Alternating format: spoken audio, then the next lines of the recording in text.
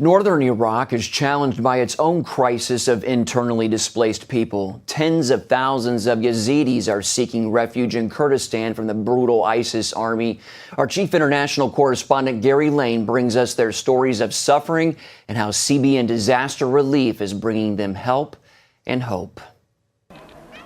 182,000 Yazidis have sought refuge in Kurdish cities, dwelling in abandoned office buildings like these. Just behind me are the mountains that lead to Turkey. Turkey is very close, just several kilometers away. And many of the Yazidis who have come here to the northern Iraqi city of Zakho say they prefer to go to Turkey. That's because they say they can no longer live with Muslim Arabs.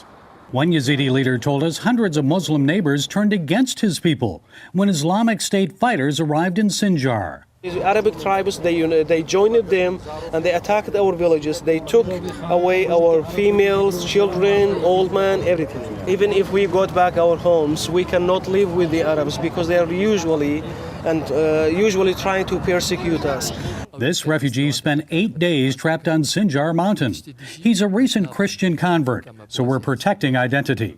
Shamo says he witnessed terrorists kill 170 Yazidi men, then take their wives and daughters away to be sold or used as sex slaves. He says he wants nothing to do with Islam because of ISIS and the atrocities committed by Muslims he once considered friends. Shamo says he was attracted to Christianity because of the kindness and generosity of Christians. I can say only one word about the difference between Islam and the Christianity. The difference is the distance between earth and sky and heaven. We're thinking every day why we are not behaving just like the Christians.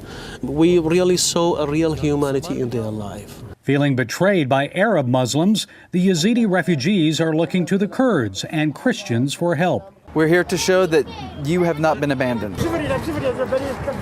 Knowing that many Yazidis died on Mount Sinjar, lacking clean water, we have taken the initiative to bring water tanks to the Yazidi people so that they would have water on a daily basis in order to drink and survive. CBN provided 8 tanks, doubling the number of existing water tanks for nearly 4,000 refugees living in these unfinished office buildings. We've heard that you are in need of blankets. These blankets are gifts and relief to the Yazidi people, from the church in America and from American believers. And people are thinking of you and praying to God for you.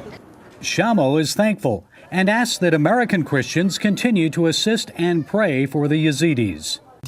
Please, either if you can protect us, provide us an international protection, or take us out the country because we don't want to give our children and our women anymore. Please pray for the Yazidis people so as to come to Christ just like me. Changed hearts and lives as CBN partners bring blankets and clean water for life. Living water for eternity.